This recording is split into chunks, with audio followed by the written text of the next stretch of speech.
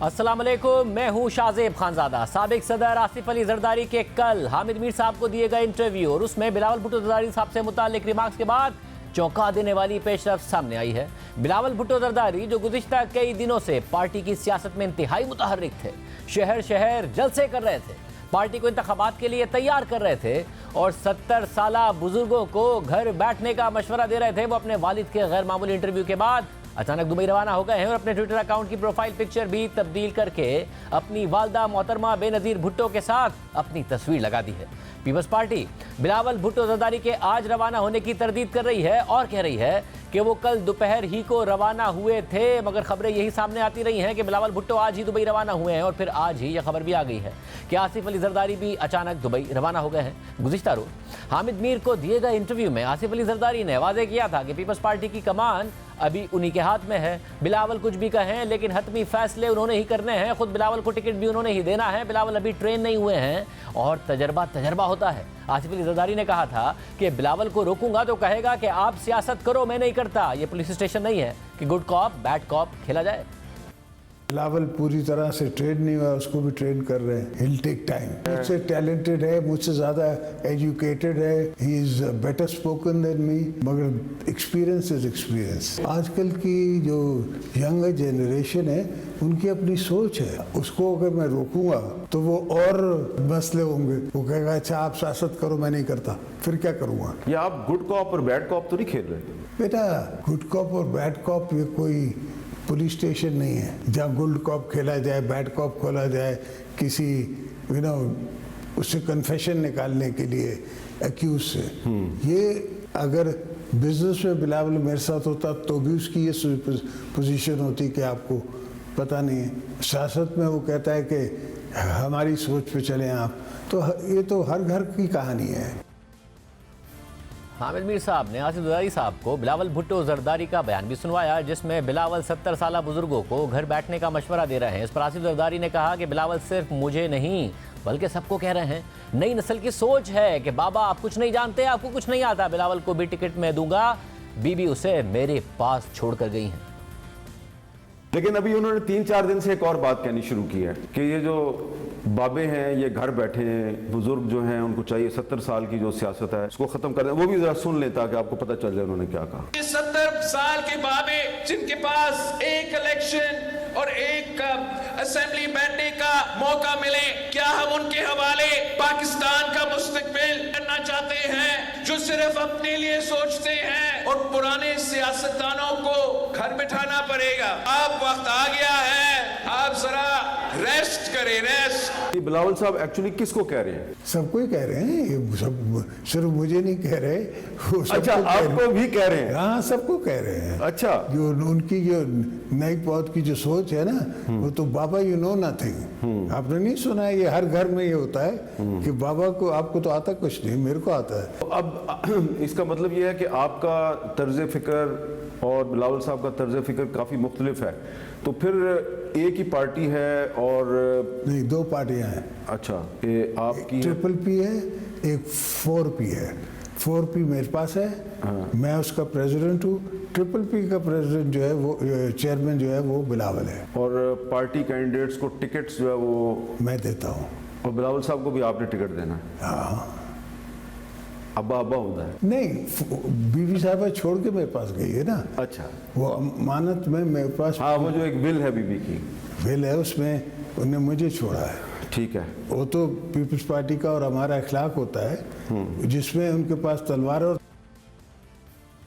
आसिफ अली जरदारी ने इंटरव्यू में मोहतरमा बेनज़ीर भुट्टो की जिस वसीयत का तज़किरा किया है उसके नकात भी आपके सामने रखते हैं। बेनज़ीर भुट्टो की शहादत के बाद उनकी वसीयत सामने आई थी और उन्होंने अपनी वसीयत में लिखा था कि मैं पीपल्स पार्टी के ऑफिशियल्स और मेंबर्स को ये पैगाम देना चाहती हूँ कि आप सबको लीड करना मेरे लिए एजाज़ था।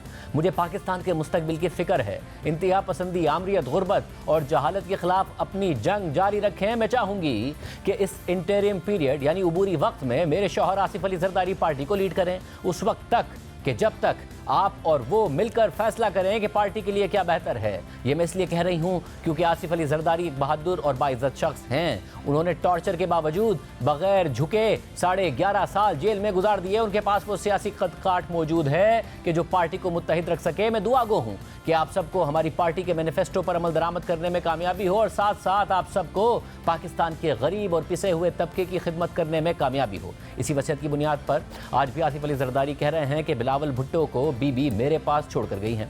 जबकि 30 दिसंबर 2007 को बिलावल भुट्टो जरदारी ने कहा था कि जब तक मैं तालीम मुकम्मल कर रहा हूँ उस वक्त तक मेरे वालिद पार्टी को चलाएंगे। यूनिवर्सिटी ख़त्म होने के बाद मैं पार्टी की क़यादत करूँगा।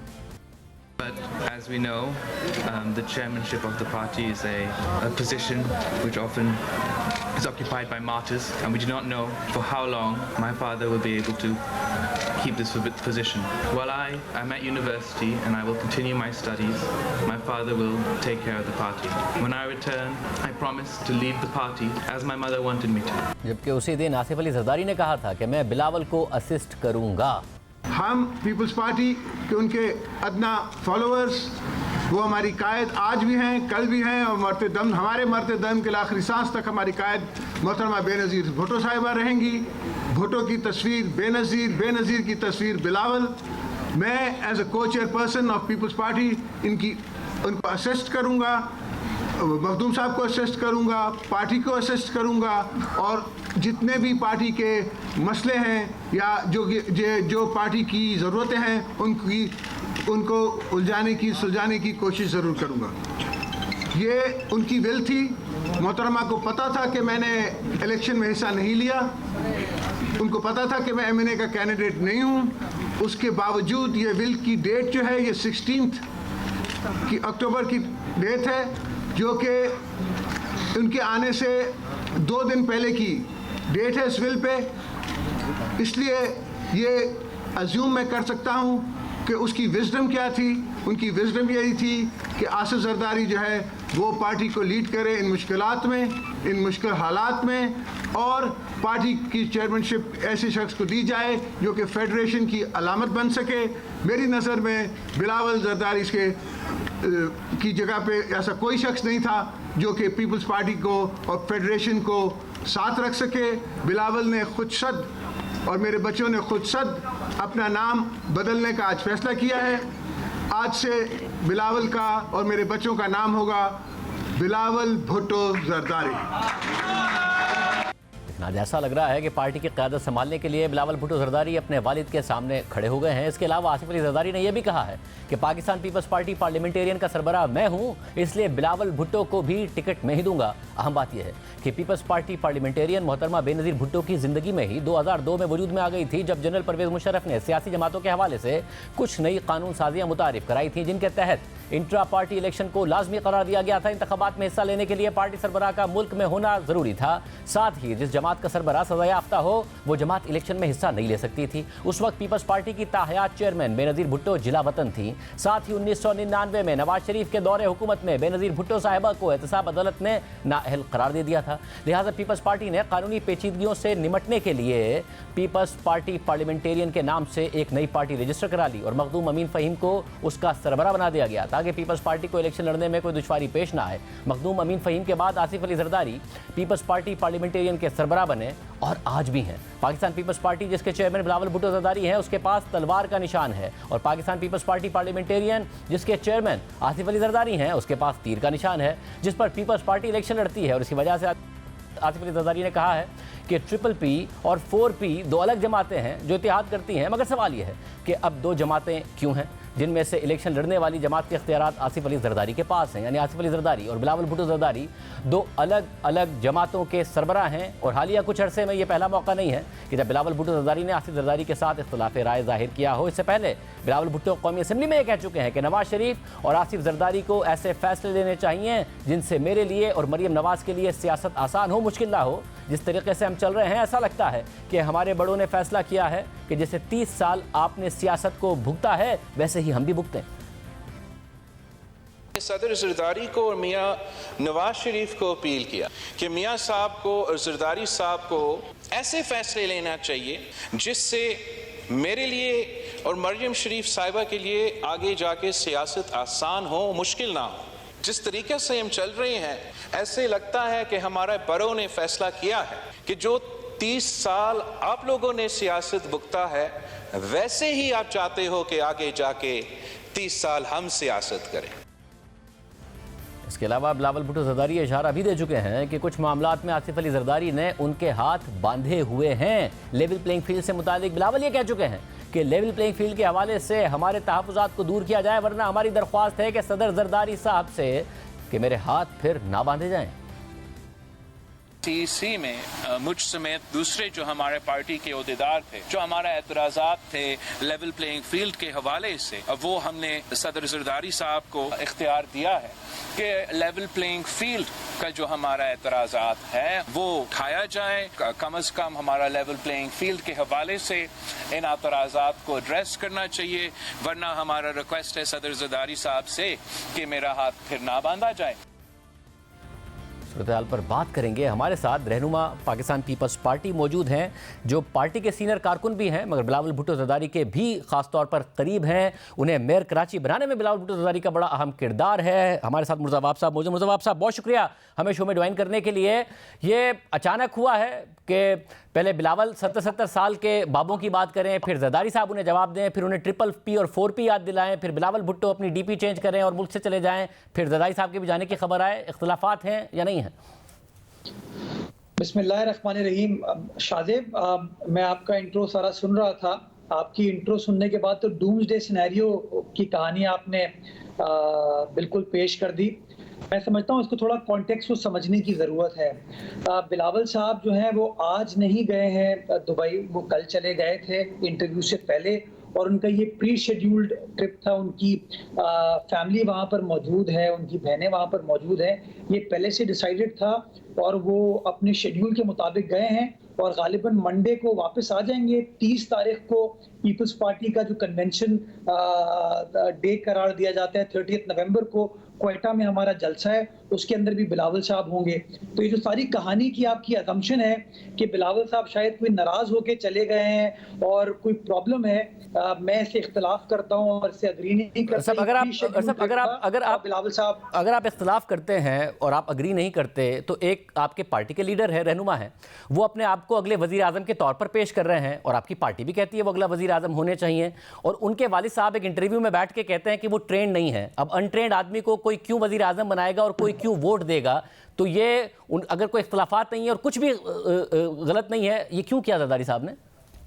शादिब, देखें, उन्होंने ये नहीं कहा कि वो ट्रेन नहीं है। देखिए, ट्रेनिंग की ज़रूरत हम सबको होती है और अब इंसान इवॉल्व करता है, पॉलिटिकल लीडर विद टाइम उसके अंदर चीज़ें सीखता चला जाता है। तो जरदारी साहब ने तो अपने बारे में कहा कि मैं भी रोज़ इन चीज़ों को सीख रहा हूँ। मेरे ख्याल में आप भी एज ए जर्नलिस्ट रोज़ चीज़ों को सीखते हैं, मैं भी रोज़ चीज़ों को सीखता हूँ। तो अगेन इसको कॉन्टेक्स्ट को समझने की ज़रूरत है। आउट ऑफ कॉन्टेक्स्ट कभी भी किसी चीज़ को भी लिया जाएगा तो इंसान किसी तरह की भी इंटरप्रिटेशन कर सकता है। लेकिन अगर जरदारी साहब ये कहते हैं कि हम सबको सीखने की ज़रूरत है, हम सब सीख रहे हैं, मैं समझता हूँ उसमें कोई अचंभे वाली बात नहीं है। और ये बात के PPP और 4P दो जमातें हैं, एक का मैं सरबरा हूं, बिलावल को भी टिकट मैं दूंगा, सबको टिकट मैं दूंगा, ये बात करने की क्या ज़रूरत थी? अपनी अथॉरिटी दिखाने की क्या ज़रूरत थी? अगेन शादेब, समझने की ज़रूरत है। आपने खुद जो सारा इंट्रोडक्शन में बताया कि 4P 2002 से बीबी शहीद के ज़माने से एग्जिस्ट करती है, जब मखदूम साहब उसके सदर बने, जब मुशर्रफ साहब ने PPP को बैन कर दिया था, और PPP भी एग्जिस्ट करती है। हम जब इलेक्शन लड़ते हैं ना शादेब, तो जो सिंबल हमको मिलता है वो तीर का, वो 4Ps का है, और 4Ps के जो प्रेसिडेंट हैं वो आसिफ जरदारी साहब हैं, जनरल सेक्रेटरी उसके नैयर बुखारी साहब हैं। तो नेचुरली बिलावल साहब ने जब 2018 का इलेक्शन लड़ा था तो बिलावल साहब की टिकट को भी आसिफ जरदारी साहब ने बहैसियत प्रेसिडेंट इशू किया था, नंबर 1। नंबर 2 में शादेब आपको अगेन ये समझाऊं कि पीपल्स पार्टी में जो टिकटों का फैसला है, अथॉरिटी नेचुरली जरदारी साहब हैं, चूंकि वो पार्टी के प्रेसिडेंट हैं, उनकी अथॉरिटी से वो टिकट इशू होता है, बट उसकी एक कमेटी है, उस कमेटी के अंदर तमाम लोग मशावरत के साथ फैसले करते हैं, कोई फर्द वाहिद ये फैसला नहीं करता। तो अगेन जरदारी साहब ने फैक्चुअली सही बात की है कि टिकट जो है वो तो 4P इशू करती है, उनके दस्तखत से इशू होता है। मगर सवाल यह है कि 2002 के जो डायनामिक्स थे उस वक्त 4P बनाने की ज़रूरत पेश आई और मोहतरमा बेनज़ीर भुट्टो साहिबा की इजाज़त से पेश आई, क्योंकि ज़ाहिर है ताकि पार्टी को मुश्किलात ना हो। अब क्या ज़रूरत है? क्या यही वजह नहीं है कि बिलावल भुट्टो जरदारी साहब को इख्तियार नहीं देना चाहते, आसिफ जरदारी साहब अपने पास रखना चाहते हैं? वरना एक पार्टी क्यों नहीं है जिसकी सरबराही और जिसके इख्तियारात बतौर चेयरमैन बिलावल भुट्टो जरदारी के पास हों? देखिए शादेब, पीपल्स पार्टी के साथ वो जो लेवल प्लेइंग फील्ड वाली बात की जाती है ना, हालात तो हमारे कभी भी तब्दील हो जाते हैं। तो मेरे ख्याल में इस विजडम के साथ सोचा गया, 2008 में भी इसको खत्म नहीं किया गया 4Ps को, 2013 में भी इसको खत्म नहीं किया गया, 2018 में भी खत्म नहीं किया गया, 2009 में सेनेट के इलेक्शन हुए, 2012 में हुए, 15 में हुए, 18 में हुए, 21 में हुए, इसको खत्म नहीं किया गया। अभी मैंने इलेक्शन लड़ा है अपना मेयर का, तो अगेन उसके अंदर भी जो टिकट इशू किए जाते हैं वो 4Ps की तरफ से इशू किए जाते हैं। तो एक नॉर्मल सी प्रैक्टिस पिछले ये 20-21 साल से चली आ रही है और उसके अंदर कोई ऐसी इंट्रीग्स वाली चीज नहीं है। और अब जब जरदारी साहब के जाने की खबर आई है, क्या वो बिलावल भुट्टो जरदारी साहब के जाने के बाद उन्हें मनाने गए हैं या ये भी शेड्यूल था कि उन्होंने भी जाना है? शादेब, मैं कुछ भी कह लूं आप मेरी बात नहीं मानेंगे, बिकॉज नेचुरली आप ये देख रहे हैं। मैं आपको प्रोग्राम में बुलाया इसलिए ताकि आपका मौका हम के सामने जाए, मानने या ना मानने की हिम्मत नहीं, इसलिए सवाल कर रहा हूँ। I am very grateful Shadab, लेकिन देखिए ना, जब इस अजम्पशन पे चल रहे हैं कि बिलावल साहब गए इसीलिए हैं कि जरदारी साहब का इंटरव्यू उन्होंने सुना, उसके बाद वो नाराज होकर चले गए। अब ये कि जरदारी साहब भी दुबई जा रहे हैं, कल को आप खबर सुनेंगे फरियाल साहिबा भी दुबई जा रही है या कोई और लीडर भी दुबई जा रहा है, तो मेरे ख्याल में फिर तो आप डॉट्स इस तरह कनेक्ट करते जाएंगे। चूंकि बिलावल साहब का ट्रिप पहले से प्री शेड्यूल्ड था, ये एक फैमिली अरेंजमेंट है इनका और इलेक्शन सर पर है, तो इसलिए वो इलेक्शन से पहले तमाम फैमिली साथ बैठी है। इसमें कोई ऐसी चीज नहीं है। आज से कुछ दिन पहले भी टंडोला यार में आसिफ साहब और बिलावल साहब और तमाम फैमिली जो है वो साथ थी, तमाम फैमिली ने साथ टाइम गुजारा। तो मैं समझता हूँ ये जो हम अजम्पशंस पे जा रही हैं, स्पेकुलेशन पे जा रहे हैं ना, इसको हमें खत्म कर देना चाहिए। मुर्तज़ा साहब, आपकी आखिरी दफा कब बात हुई है बिलावल भुट्टो जरदारी साहब से? मेरे ख्याल में 2 दिन पहले मैसेजेस पर बात हुई थी उनसे। तो इस वक्त जो आप सारी बात कर रहे हैं उनसे बात करके कर रहे हैं या जरदारी साहब से बात करके कर रहे हैं? मैं दोनों से बात करके नहीं कर रहा। मैं भी एक सियासी कारकुन हूं, मैं एक पार्टी का हिस्सा हूं, मुझे तमाम चीज़ों का अंदाज़ा भी है, पता भी है, इंगेज मैं कॉन्स्टेंटली अपनी क़यादत के साथ करता हूं, तो इसलिए मैं इन तमाम स्पेकुलेशंस के बारे में उनको निगेट कर रहा हूं। बढ़िया तय है कि 30 को जो आपका जलसा है उसकी बाकायदा तौर पर क़यादत कर रहे होंगे बिलावल भुट्टो जरदारी साहब, वो मौजूद होंगे उसमें? आज 24 नवंबर, इस टाइम तक तो खबर यही है कि बिलावल साहब खुद उन्होंने तय किया कि वो क्वेटा में ये जलसा करेंगे, वो खुद इस जलसे को लीड करेंगे और वो अपनी इलेक्शन कैंपेन की जिस तरीके से आप देख रहे हैं, he is the only political leader जो इस वक्त मैदान में उतरा हुआ है, जो कि सियासत कर रहा है, इलेक्टोरल पॉलिटिक्स कर रहा है और बार बार कह रहा है कि लेवल प्लेइंग फील्ड भी होनी चाहिए और इलेक्शन का शेड्यूल अनाउंस होना चाहिए, ताकि जो भी स्पेकुलेशन है ना इलेक्शन होने या ना होने के हवाले से, वो दम तोड़ जाए। मतलब और एक ऐसी शख्सियत जो आपकी पार्टी का फेस है वोट लेने के लिए, जरदारी साहब ने प्रैक्टिकली ये बताया है कि मगर इख्तियारात के मामले में फेस मैं ही हूँ, इख्तियारात उनके पास नहीं है। जब 2007 में उन्होंने एक प्रेस कॉन्फ्रेंस की थी जरदारी साहब के साथ बैठ के, तो उन्होंने कहा तालीम मुकम्मल होने के बाद पार्टी मैं चलाऊंगा, मगर इफेक्टिवली पार्टी जरदारी साहब ही चला रहे हैं, तो बिलावल भुट्टो जरदारी की ख्वाहिशात के मुताबिक ही चला रहे हैं। नहीं, मैं अगेन शादिब इस बात से इत्तफाक नहीं करता। बिलावल साहब अपनी तालीम मुकम्मल करके गालिबन 2010-11 में वापस आ गए थे। 2013 के इलेक्शन में डिस्पाइट द फैक्ट कि वो वापस आ चुके थे, उन्होंने इलेक्शन में हिस्सा उस वक्त नहीं लिया।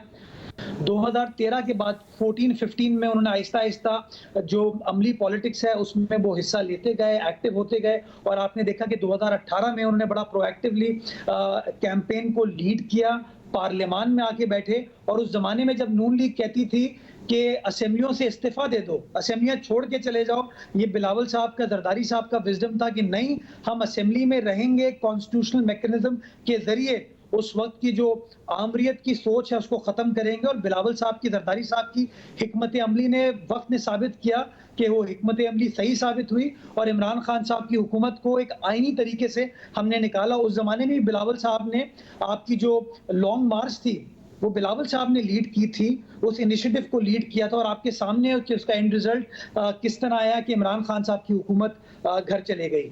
मतलब वही सवाल है कि कैंपेन सारी वो करते हैं, फेस वो है, मगर पार्टी के इख्तियारात क्या उनके पास हैं या नहीं है? क्योंकि आपकी पार्टी, सवाल सुनिएगा, सवाल यह है कि आपकी पार्टी के लिए एक बहुत बड़ा चैलेंज ये है कि उसने अपने आप को पंजाब में भी रिवाइव करना है। अगर बिलावल भुट्टो जरदारी साहब ने वजीर आज़म बनना है, हमें 2008 से आज तक नजर आया है, अगर जरदारी साहब मामला चला रहे हैं कि आपका पंजाब में शेयर श्रिंक किया है, सिंध में जाहिर है आप कंसोलिडेट हुए हैं, तो उसके लिए ये नजर आए कि फेस तो बिलावल हैं मगर इख्तियारात जरदारी साहब के पास हैं, ये आपको फेवर करता है, सूट करता है?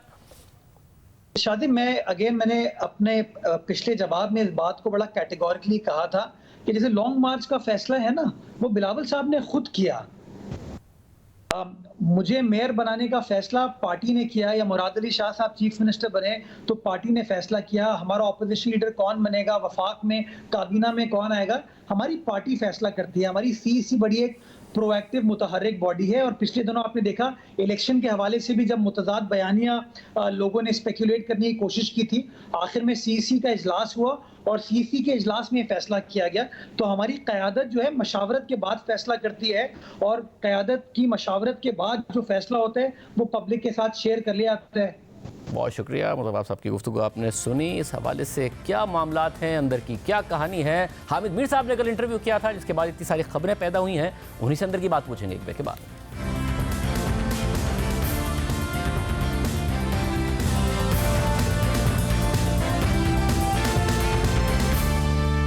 आसिफ अली जरदारी और बिलावल भुट्टो जरदारी के दरमियान के अख्तलाफात पैदा हो गए हैं। ये सारे के सारी कहानी, ये सारे के सारे मामला शुरू हुए हामिद मीर साहब के कल इंटरव्यू से जो उन्होंने आसिफ जरदारी साहब का किया। हामिद मीर साहब भी हमारे साथ मौजूद। मीर साहब बहुत शुक्रिया हमें शो में ज्वाइन करने के लिए। एक तो जाहिर है एक इंटरव्यू के जरिए आपने इतनी सारी इन्फॉर्मेशन निकाली और उस इन्फॉर्मेशन की वजह से बहुत सारी कॉन्ट्रोवर्सी भी पैदा हो गई है जिसको पीपल्स पार्टी डिनाई करने की कोशिश कर रही है, मगर आपको इंटरव्यू के अलावा अंदर की बातें भी पता होती हैं। इसलिए हामिद मीर साहब बताइए, वाकई नाराज़ी है बाप बेटे में, वाकई कुछ ना कुछ मामला ख़राब है, बिलावल इसलिए गए हैं, क्या हकीकत है? देखें शाहजेब साहब, पहली बात हुई है कि ये इंटरव्यू जो है, इसके लिए मेरी जो बात हुई थी आसिफ जरदारी साहब से, वो पहले हुई थी बुध के लिए, यानी कि परसों के लिए। तो परसों उनकी कोई मीटिंग आ गई, तो उसके बाद फिर उन्होंने इसको थोड़ा कहा कि इसको डिले कर लेते हैं, तो मैंने कहा ठीक है। फिर कल जो है वो जो टाइम हमारा तय था उनके साथ इंटरव्यू का, तो उस टाइम पर एक बहुत ही इंपॉर्टेंट उनकी एक और मीटिंग आ गई। तो मेरा ख्याल था कि अब फिर डिले हो जाएगा, तो फिर उन्होंने कहा नहीं, क्योंकि एक दिन पहले भी हमने इसको डिले किया, तो फिर उन्होंने उस मीटिंग को डिले किया और इंटरव्यू दे दिया। तो अब ज़ाहिरी बात है, उनको पहले से पता था कि अगर अब इस सूरत हाल में इंटरव्यू हो रहा है तो इसमें सिर्फ अगले इलेक्शन की बात तो नहीं होगी, जो बिलावल साहब बयानात दे रहे हैं उसकी भी बात होगी। तो ये चीज़ें तो उनके ज़हन में थी। और फिर इत्तेफाक की बात यह है कि जब इंटरव्यू जो है जब उन्होंने दे दिया और उसकी ब्रेकिंग न्यूज़ जो है वो जियो पे चल रही थी और ख़बरें चल रही थी, तो जब हम वो वहाँ से निकल कर आके बैठे उनके कमरे में, तो सामने इंटरव्यू चल रहा था, तो बिलावल साहब का उनको फ़ोन आ गया मेरी मौजूदगी में। तो बिलावल ने उनको एक्सप्लेन करने की कोशिश की, तो उन्होंने कहा जो बाप बेटा एक दूसरे के साथ जो प्यार मोहब्बत से बात करते हैं, तो उन्होंने कहा बेटा कोई, जरदारी साहब ने कहा कि कोई एक्सप्लेन करने की ज़रूरत नहीं, वो इतने मुश्किल सवाल थे तो मैंने जवाब तो देने थे ना। तो उसने एक्सप्लेन करने की कोशिश की कि मैं जो कह रहा हूँ, मेरा नैरेटिव जो है उसमें आप तो कहीं नहीं आ रहे, आप तो टारगेट नहीं है इसका, ये तो मैं जो 70 साल पुरानी सियासत है उसकी बात कर रहा हूँ। तो जरदारी साहब ने कहा यस आई अंडरस्टैंड, लेकिन मुझे भी तो क्लैरिफाई करना ना। तो बहुत से लोग, पार्टी के भी लोग आके बातें कर रहे थे, तो फिर उस वहां पे बैठे बैठे मुझे पता चला कि पीपल्स पार्टी के कुछ सीनियर रहनुमा जो हैं, जिनकी उम्र काफी है, उन्होंने भी बिलावल साहब से ये बात की कि क्या आप चाहते हैं कि हम पार्टी छोड़ दें। तो बिलावल साहब ने उनको भी कहा कि नहीं, ऐसी बात नहीं है, मैं आप लोगों के बारे में ये बात नहीं कर रहा। तो उसके बाद फिर बिलावल साहब ने उनको कहा कि अब मैं पूरा आपका इंटरव्यू नहीं देख सकता, इसलिए कि मैं जा रहा हूँ दुबई और मैं जहाज में चढ़ने लगा हूँ, तो मैं पूरा आपका इंटरव्यू नहीं देख सकूंगा, बाद में देख लूंगा। तो उन्होंने कहा ठीक है। जब उनकी फोन कॉल बंद होगी तो मैंने जरदारी साहब से पूछा कि ये दुबई क्यों जा रहे हैं उन्होंने कहा वापस आएगा और मैं भी जा रहा हूं दुबई, और वहां पे सनम भुट्टो आ रही हैं तो उनके साथ पहले से प्लान था और ये हमारी फैमिली गैदरिंग है। तो अभी जरदारी साहब जो है मेरा ख्याल है वो भी रवाना हो गए हैं, वो भी दुबई चले गए हैं और बिलावल साहब पहले चले गए और जरदारी साहब भी वापस आ जाएंगे और बिलावल साहब भी वापस आ जाएंगे। लेकिन ये बात दुरुस्त है, इसमें कोई शक नहीं है कि जो जरदारी साहब ने बातें की हैं उससे यकीनन सवाल तो बहुत से पैदा हुए हैं, लेकिन जो मेरी जो अंडरस्टैंडिंग है, क्योंकि मैं भी आसिफ जरदारी साहब को इतने अरसे से जानता हूं, उन्होंने मैसेज जो देने की कोशिश की है वो असल मैसेज कुछ और है, लेकिन जाहिर बात है बेटे के बारे में बात की है तो ज़्यादा कंट्रोवर्सी ये बन गई। और हामिद मीर साहब ये बात करना कि ट्रिपल पी है, 4P है, 4P का मैं सरबरा हूँ, मोहतरमा की विल के ज़रिए मुझे उन्होंने ये सारे के सारे मामला दिए, मैं टिकट दूंगा, बिलावल को भी मैं दूंगा, ये एक ऐसे वक्त में फिर कह रहा कि वो ट्रेंड नहीं है। हालांकि बिलावल भुट्टो तो अपने आप को पेश कर रहे हैं अगले वज़ीर आज़म के तौर पर कि जी कैंपेन के यंग टाइम में बीबी भी बहुत यंग थी जब वो वज़ीर आज़म बनी, फिर वो दीगर रहनुमाओं के नाम लेते हैं कि उन्होंने बहुत यंग एज में मुल्क की बागडोर संभाली थी। तो आपको फील हुआ कि कुछ ना कुछ है ज़रूर जो बाप बेटे के दरमियान सियासी मामलात के हवाले से इख्तलाफात और पार्टी को चलाने के हवाले से इख्तलाफात? देखिए, जो आपका सवाल है ना, ये आप एक ऐसे शख्स को कर रहे हैं जिसने बतौर सहाफ़ी मोहतरमा बेनज़ीर भुट्टो और उनकी वालदा बेगम नुसरत भुट्टो साहबा के दरमियान भी एक इस तरह का दौर आया था, मैंने उसको भी देखा हुआ है। फिर मैंने मीर मुर्जा भुट्टो और बेनज़ीर भुट्टो साहबा के दरमियान भी इस तरह का एक दौर आया था, वो भी देखा हुआ है, और अब मैं बिलावल साहब और आसिफ साहब के दरमियान भी देख रहा हूँ। तो जो नुसरत भुट्टो साहबा और बेनज़ीर भुट्टो साहबा के दरमियान आया था, तो उसमें भी था कि चेयरपर्सन वो थी, नुसरत भुट्टो साहबा थी, और को चेयरपर्सन बेनज़ीर भुट्टो साहबा थी, लेकिन पार्टी ने वो मसला हल कर लिया था। फिर बाद में मुर्जा का और बेनज़ीर साहबा का इशू आया था, वो भी हल हो गया। ये पीपल्स पार्टी में एक कल्चर है कि पीपल्स पार्टी जो है उसमें छुप के बात नहीं की जाती, जो भी बात होती है वो सबके सामने हो जाती है। जिस तरह के आसिफ जरदारी साहब गोलमोल बात कर सकते थे ना, मैंने उनको बाद में पूछा भी कि आप इसको, मैंने तो आपसे सवाल भी नहीं किया, तो आपने खुद ही कह दिया कि वो बिलावल जो है वो अनट्रेंड है। तो आपको पता है ना, फिर मैंने उनके साथ एग्री नहीं किया, मैंने कहा नहीं, मेरा ख्याल है कि वो बहुत ट्रेंड भी है और बड़ा टैलेंटेड भी है। तो उन्होंने कहा हाँ ये आपका ख्याल है ना, लेकिन मैं तो उसको बाप की नज़र से भी देखता हूँ। तो जब उन्होंने ये बात कर दी, तो उसके बाद जब हम वहाँ पे आके बैठ गए, तो वहाँ जो इंटरव्यू उन्होंने अकेले बैठ के नहीं देखा, इत्तेफाक की बात है ना, क्योंकि ये इंटरव्यू हमने रिकॉर्ड किया बिटवीन 5 to 7 और फिर 7 to 9 ये एयर हो रहा था। तो जैसे ही वो उसकी रिकॉर्डिंग खत्म हुई, फौरन ही वो शुरू हो गया। तो हम आगे बैठे, तो वहां पे इत्तेफाक से जो ट्रिपल पी के जनरल सेक्रेटरी हैं नैयर बुखारी साहब, वो भी बैठे हुए थे, शहरी रहमान साहबा भी वहां पे बैठी हुई थी, को पार्टी के कुछ इश्यूज डिस्कस होने थे। मेरा ख्याल है कि शायद फरतुल्लाह बाबर साहब से इस्तीफा लिया गया, तो वो भी डिस्कस होना था कि अब उनकी जगह किसको लाना है, ये सारी बातें वहां पे।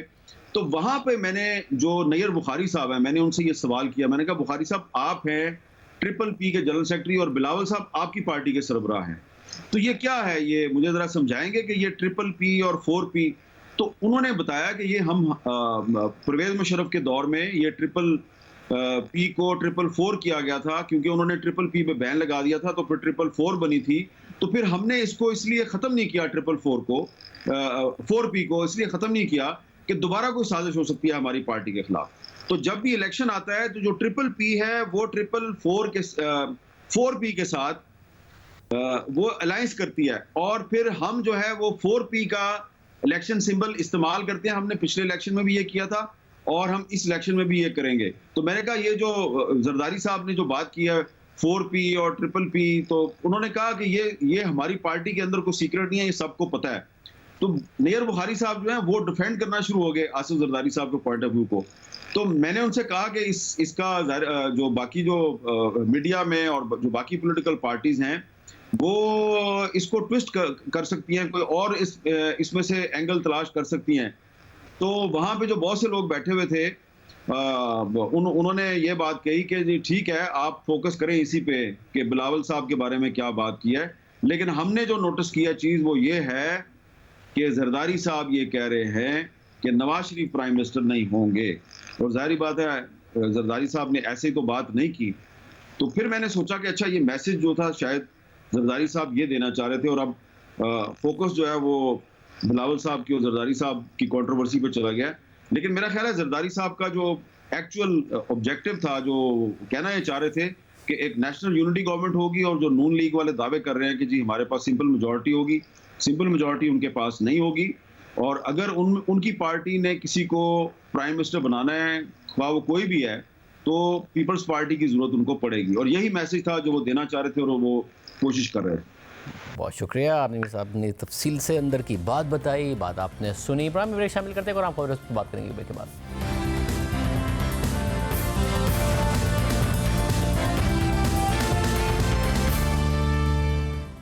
5 अगस्त से जेल में कैद चेयरमैन पीटीआई इमरान खान अब 3 दिन बाद बाकायदा अदालत के सामने पेश हो सकते हैं, जहां तहरीक इंसाफ ने उनके शानदार इस्तकबाल का ऐलान कर दिया है। और अगर ऐसा होता है तो इमरान खान 115 दिन बाद पहली दफा जेल से बाहर आएंगे और खुली अदालत के सामने पेश होंगे, क्योंकि इस्लामाबाद हाईकोर्ट की जानिब से साइफर केस में जेल ट्रायल कलअदम करार देने के बाद अब ट्रायल कोर्ट इस केस को जुडिशल कॉम्प्लेक्स इस्लामाबाद में सुन रही है, जहां साइफर केस की अगली समाअत 28 नवंबर को होगी। और इस समाअत में अदालत इमरान खान और शाह महमूद कुरैशी को पेश करने का हुक्म दे चुकी है। और पीटीआई ने ऐलान कर दिया है कि इमरान खान की 28 नवंबर को अदालत में पेशी के मौके पर उनका शानदार इस्तकबाल किया जाएगा।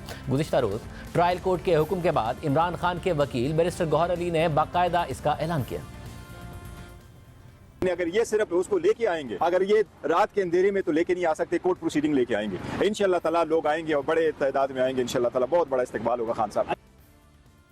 अहम बात यह है कि 5 अगस्त को इमरान खान को तोशाखाना केस में गिरफ्तार किया गया था और इस केस में उनको 3 साल कैद की सज़ा सुनाई गई थी। लेकिन इस्लामाबाद हाईकोर्ट की जानिब से उनकी इस केस में सज़ा मुअत्तली के बावजूद उनको रिहा नहीं किया गया, बल्कि साइफर केस में उनकी गिरफ्तारी डाल दी गई। और साइफर केस में गिरफ्तारी के दौरान ही एहतसाब अदालत 190 मिलियन पाउंड केस में नैब को उनका जिस्मानी रिमांड दे चुकी है। इस पूरी सूरत हाल में उनकी 28 नवंबर की पेशी अहम होगी और ये देखना होगा कि हुकूमत क्या तैयारी करती है, क्योंकि 28 नवंबर की इस पेशी में अब सिर्फ 3 दिन बाकी रहते हैं और इस दौरान हुकूमत के पास उबूरी तौर पर उनके जेल ट्रायल का नोटिफिकेशन जारी करने का भी कोई ऑप्शन नहीं बचा है, क्योंकि इस्लामाबाद हाई कोर्ट इमरान खान के जेल ट्रायल के खिलाफ अपने फैसले में इस हवाले से वजारत कानून की जानिब से जारी करदा जेल ट्रायल के 5 नोटिफिकेशंस को गैर कानूनी, 2 को गैर मौसर और बाकी 2 नोटिफिकेशंस की कानूनी हैसियत पर सवाल उठा चुकी है। जबकि अब निगरान हुकूमत का मानना है कि इमरान खान को अदालतें खुसूसी रिलीफ दे रही हैं। निगरान वज़ीर दाखिला सरफराज बुगटी ने कहा है कि जिस तरह की सहूलियात इमरान खान को जेल में मिल रही हैं वो इससे पहले किसी वज़ीर आज़म को नहीं मिली और आम कैदी तो उनका सोच भी नहीं सकता। यानी अब निगरान हुकूमत दावा कर रही है कि इमरान खान अदालतों के लाडले हैं, जबकि पीटीआई नून लीग पर लाडला होने का इल्ज़ाम लगा रही है और अपनी मौजूदा सूरत हाल का जिम्मेदार भी नवाज शरीफ और नून लीग को करार दे रही है। और निगरान हुकूमत पर इल्ज़ाम लगा रही है कि वो भी नून लीग की सहूलतकार बनी हुई है। 9 मई के केस में गिरफ्तार साबिक स्पीकर कौमी असम्बली असद कैसर ने आज 4 सदा में अदालत में पेशी के दौरान मीडिया से बात करते हुए कहा कि तहरीक इंसाफ को सिलेक्टेड कहने वाले खुद सिलेक्टेड प्लस बन चुके हैं। पीटीआई पर जो भी जुल्म हो रहा है वो नवाज शरीफ और नून लीग की वजह से हो रहा है। बेहतर होगा कि नवाज शरीफ को इसी तरह नोटिफिकेशन से वजीर आजम बना दें जैसे काकड़ को बनाया है। अब देखते हैं कि अगले हफ्ते 28 नवंबर को जुडिशल कॉम्प्लेक्स में समाअत होती है या अडियाला जेल में समाअत होती है, या फिर समाअत होती भी है या नहीं। आज के प्रोग्राम में इतना ही, इजाज़त दीजिए। अल्लाह हाफ़िज़।